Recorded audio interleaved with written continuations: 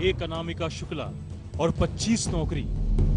जी हाँ, एक ही अनामिका शुक्ला यूपी के अलग अलग जिलों में कर रही थी 25 जगहों पर नौकरी। 13 महीनों में सरकारी तिजोरी से 1 करोड़ सैलरी भी ले ली। यकीन करना बेहद मुश्किल है कि आखिर कैसे कोई एक चेहरा 25 सरकारी पदों पर नौकरी कर सकता है। ये इत्तेफाक भी कैसे हो सकता है कि सभी महिला टीचर का नाम एक हो, पिता का नाम एक हो, सर्टिफिकेट्स भी एक ही हो।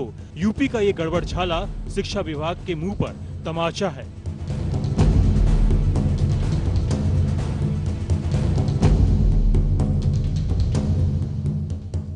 अब आपको दिखाते हैं कि अनामिका शुक्ला के नाम पर इस धांधली में जो रैकेट लगा था उसके तार कहां-कहां तक फैले हैं। अब तक की जानकारी के मुताबिक महाराजगंज और श्रावस्ती में 4-4 टीचर नौकरी कर रही थीं। बलरामपुर, देवरिया और सीतापुर में 3-3 टीचर थीं। गोरखपुर में भी 2 टीचर थीं। इन मामलों के खुलासे के बाद तमाम जिलों में प्रशासन की नींद उड़ गई है। प्रयागराज में भी उसी अनामिका शुक्ला के सर्टिफिकेट पर फर्रुखाबाद की रीना सैलरी ले रही थी। वो 6 जून को ही व्हाट्सएप पर इस्तीफा भेजकर गायब है।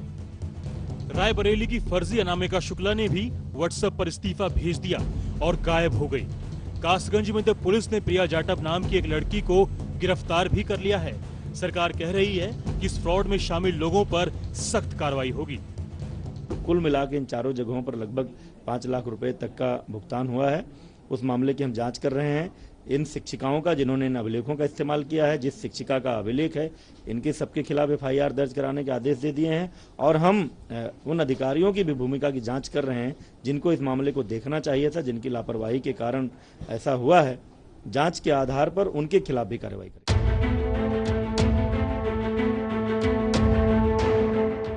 शिक्षक घोटाले के खुलासे के बाद संबंधित जिलों में FIR दर्ज हो रही है। हर कोई जानना चाह रहा है कि आखिर वो अनामिका शुक्ला कौन है जिसके कागजात के आधार पर फर्जी नौकरियां दी गई। दरअसल वो अनामिका शुक्ला गोंडा की रहने वाली है। जब उन्हें अपने नाम पर इस बड़े रैकेट और घोटाले का पता चला तो उनके पैरों तले जमीन खिसक गई। हैरानी की बात ये कि असली अनामिका कहीं कोई नौकरी नहीं कर रही हैं। क्या कोई अंदाजा लग पाया इन 5 जिलों में से कहां से गायब हो सकते हैं? क्योंकि डॉक्यूमेंट्स आपने देखे होंगे, थोड़ा सा कोई अंदाजा लगाओ। सर, ये तो हम अपने तंत्र पे भरोसा करके दिए थे कि मेरे अभिलेखों को संभाल के रखा जाएगा। अब ये तो उनकी जिम्मेदारी है, वो जाने कहां से गायब हुआ, कैसे गायब हुआ।